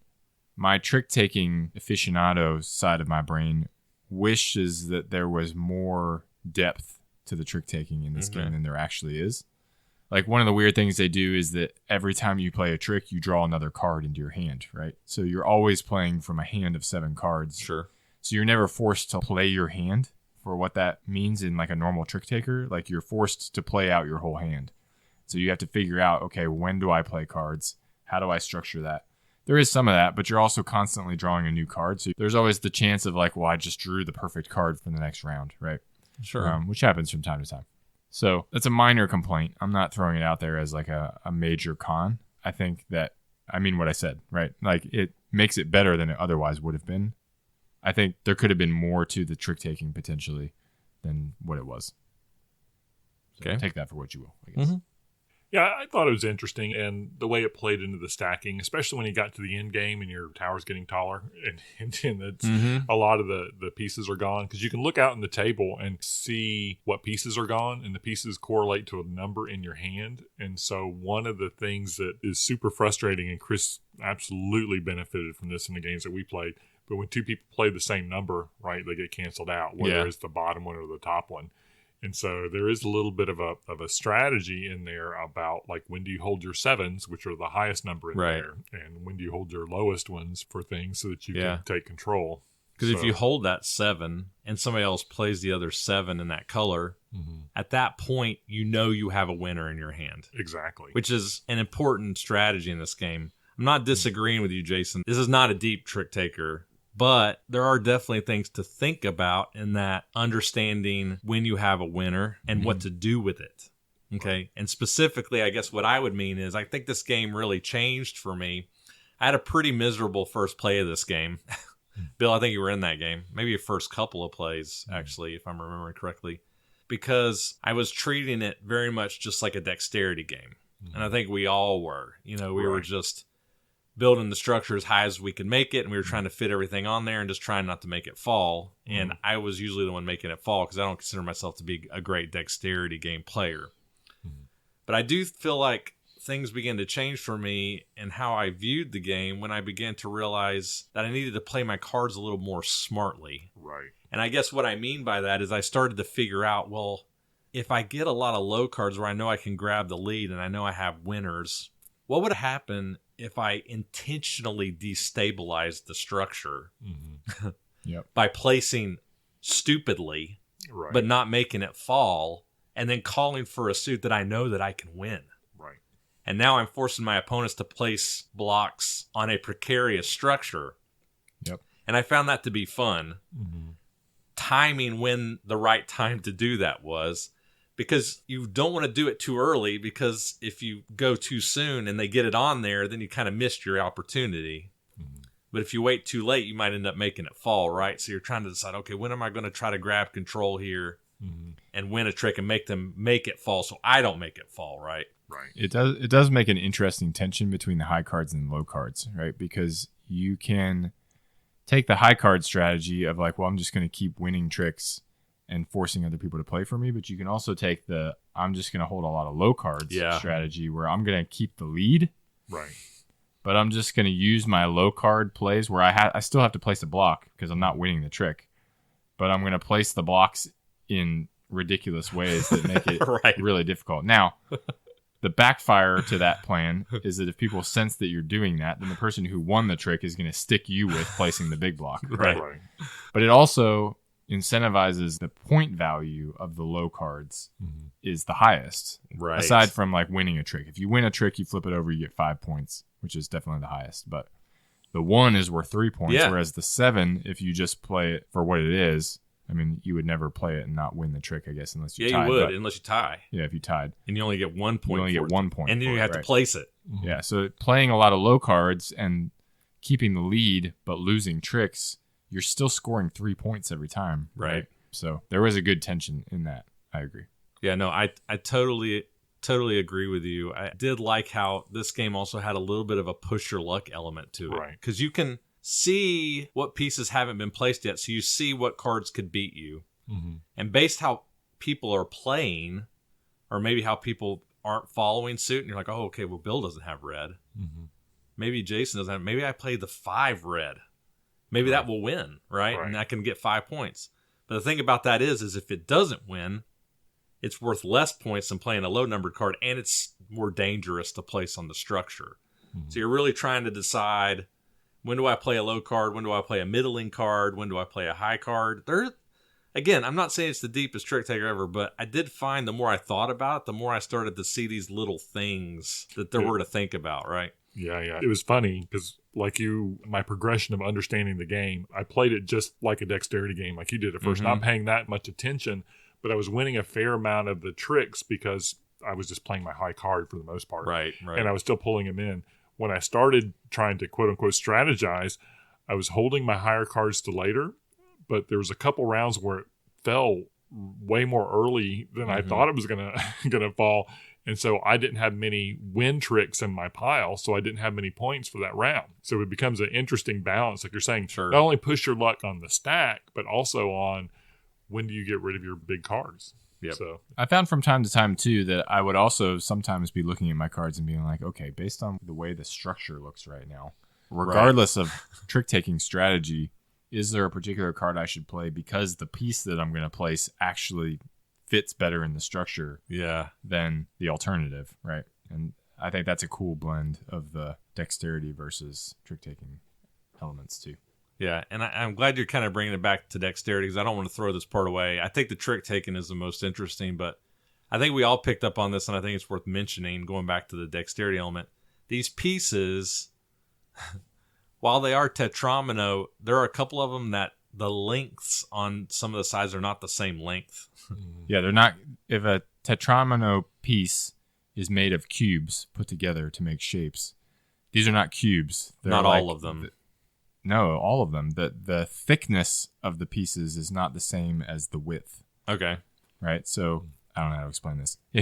If you took like a Tetris L shape and you look at it sideways, it looks like an L. All the blocks are cubes, but if you put it on its side, it is flatter than a cube. Right. So, and all the pieces are that way. So if you put them on their side in certain ways, the structure does not fit together perfectly like a cube built structure, which actually makes it more interesting because it means that you can mess with the balance of it more. And we created some crazy, I swear sometimes it looked like it was like flaring outwards. And I'm like, how is this thing not falling down? You know what I mean? It just lended itself to that, which I found to be amusing. Not to mention being able to use your piece to push pieces around, which is dangerous. But you can push things around to then enable yourself to place your piece more safely if you don't knock it down by doing that. Again, I found that entertaining, just watching other people do that, including myself. I don't know. I just thought that was fun. What I found entertaining was watching Chris and myself do it, and then watch Cameron do it with his rock steady surgeon hands. He's so steady. And Chris and I just shaking as we go in. So, I have this weird thing where I get it like a millimeter away from touching, and then I violently move it towards it. And I don't know why I do that. It's just a weird thing that I do. Right. Having flashbacks to the ship game. Yeah, exactly. Right. I'll drop it from like a quarter inch away. I'll get there and then I'll drop it on it. It's like, oh my God. Now, so to that point, I think there is an element to this game in which, like, that aspect of control is a little out of your hands. Because normally in a game where it's dexterity based, the person who makes it fall is the primary person who's impacted. Whereas in this game, even though it's the person who makes it fall who loses the points, you can still kind of end up getting screwed over if the structure falls before you were ready for it to fall. Yeah, right. If you were setting yourself up for something. Right. You had a bunch of high cards that you could take some tricks. Yeah. And I would also mention, I'm sure we're all thinking this too. I'll go ahead and get it to us. We had it happen a couple times where it just fell. Yeah. Now, whether that happened because Ken bumped his elbow on the table or something else happened, I don't know if we'll ever know. But we did have a couple times where nobody was placing anything and it just went down. Yeah. And that was a little bit unsatisfying figuring out how to resolve that because it was like, ugh, dang it. You know, that can happen in this game. Right. All right. Any other thoughts before we move on? I don't think so. No. All right. Kick us off, Chris. Okay. So as I mentioned in the review, when I first played this game, I did not like it at all. It actually made me kind of annoyed because, like I said, I don't consider myself very steady-handed. I don't really love dexterity games to begin with. I didn't review Riff Raff very favorably when we went over it. It's just not my genre, you know what I mean? But as I mentioned in the review, the game really became much more fun for me when I started to figure out I don't have to try to put these on here perfectly and make this thing sky high and then ultimately be the one that knocks it down and everybody else scores 50 points and I got 20, you know what I mean? It got really fun to start monkeying with it kind of early if I felt like my hand lended itself to that, right? And figuring out how to play around with it and not be the one to make it fall because of how I was playing my cards. Right? And so when that light bulb went on for me, I had a lot more fun with this game and I actually enjoyed it quite a bit. I'm not saying that this is the deepest trick taker of all time by any means. It's really not. But I do say, and I do believe that there is some clever play here. I think there is some control here. Sure, there's a little bit of luck that goes on with the ties and such, but it wasn't enough to bother me. I just found this game to be hilarious once we got to that point, and I really enjoyed it. I'm giving this game 5. Oh, wow. I liked this game a lot. I'm glad I have it. I'm actually kind of excited to try this with my family or with my extended family, like my aunts and uncles and things, because they play card games. Yeah. I could see this doing really well in that setting. Right. Because they understand trick takers, of which this is a simple one. And then it's Jenga, right? Reverse Jenga, I guess, with card play. I mean, I just think this is fun. I'm glad I have it. I think it was enjoyable. Excellent, in my opinion. Way better than 17,000 on BGG. So, yeah, I'm going to give it a 5. Cool. Well, I guess it's me. So, yeah, I mean, I enjoyed it as well. I liked the fact that you could, in a whole round, not put a piece down. And so you could actually absolutely plan out that I'm going to jink with the structure the turn before, know pretty well that you're not going to be one of the people adding the structure and then come away with a win. It would be an awesome drinking game, right? I mean, if you're in college, I mean, it would be. You could totally see people playing this in like a brewery or something, right? You know what I mean? So it's a kind of a mini party game for 5 people, kind of thing. I don't have much more to add than what you just said. I gave it a 4. I think it'd be a good beach game. That's awesome. Yeah, I won't belabor this. I gave it a 4 too. I enjoy dexterity games aside from Riff Raff. That was too finicky, but I enjoy the stacking. I think I have the steady hands too for this type of thing. And I liked the card element, despite my wishing there was more there. There is some strategy to it. I think it makes what would be kind of just a ho-hum, boring, let's stack the blocks and see who makes it fall type game into something more than that. Yeah. And so, yeah, I enjoyed it enough that if it came out again, I would want to play it some more. Am I over the moon about it? No. But I give it a 4. Nice. Cool. 445. 445. How about that? It's funny. This is a family game that I have. I saw you playing that. What this is is that? like from the 1970s blockhead. But it's not a card game, but the only thing is it starts with this piece. You put a blockhead down, you put a block on the block, and the only rule is you just put one of these crazy blocks on it and you go around the circle. So that's it. So that's the game. So yeah. It's nice to see it evolve into something a little bit more than more going on. I wonder if that's got a BGG entry. I'm going to look it up after this episode. Blockhead. But then you can try to do this here in the front. Love it. Yeah, well, if this sounded interesting to you, and I hope that it did, I do have some good news here. There are copies of this on Noble Knight. Oh, wow. As it turns out. Like, this game is not that old. 2020. It just totally didn't land. It just felt... I mean, Mr. B Games, to be fair, nothing against them, but their games, for whatever reason, don't tend to get a lot of traction. I don't know why. And this one is no exception. But like I said, it's not that old, so you can find it. If you do decide to purchase it through Noble Knight, I would ask that you please use our discount code. That is Hidden23. If you do that, support Noble Knight, you'll get 10% off your order. We would really appreciate that. There are also 2 copies on BGG Marketplace. Not many there, but interestingly, you can also get this game on Amazon and eBay. I'm only mentioning that because it's a little harder to find, but we would really appreciate it if you use Noble Knight if you think about picking it up. But you can get it there as well. So it's available. To answer your question, Bill, Blockhead is on BGG. Yeah. It was released in 1952. Wow. It has a 5.4 rating. It's ranked 22,821. Oh, that could be the it has low. It has a ranking. It does. However, it was re-implemented by Super Blockhead in 1992, which does not have a rating. So of the one that's ranked, the first one, how many ratings does it have? 292. No way. So this is a game people played when they were kids, like you, right? Yes, Bill, in the 50s? It doesn't look like your copy. I was not alive in the 50s. We'll say that. Does it look like that? It looks like it's had many printings with different boxes, but the game itself is the same. Blockhead. All right. Well, that was fun. It was fun. Yeah. I don't know how we feel about doing this again, but I'm just going to point out, this is just me. All of these games I gave a 4 or higher to. And that was not me.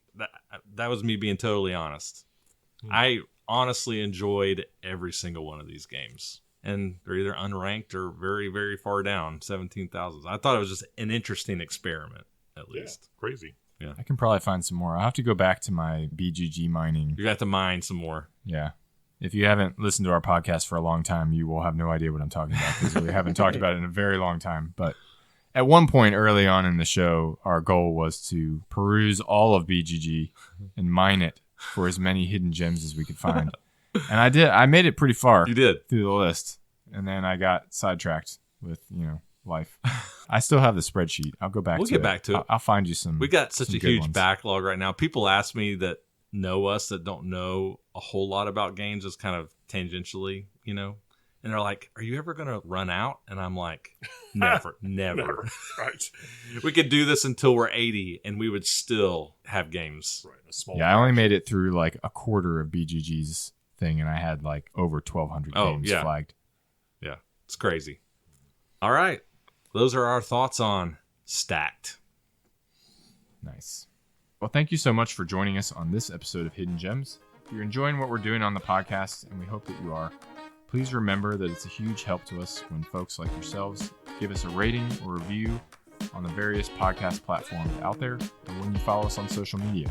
If you're so inclined, please consider supporting the show over on our Patreon at patreon.com/hiddengemspodcast. Check out our Discord channel or the BGG Guild if you'd like to interact with us or share a game that you feel is a hidden gem. Until next time, I'm your host, Jason. It's Chris. And I'm Bill. Thanks for listening. This episode of Hidden Gems, number 51, was recorded in Raleigh, North Carolina on June 29, 2023. Be sure to join us next time as we do a joint review with one of our top-tier Patreon gem miners and cover 3 games with a Roman theme.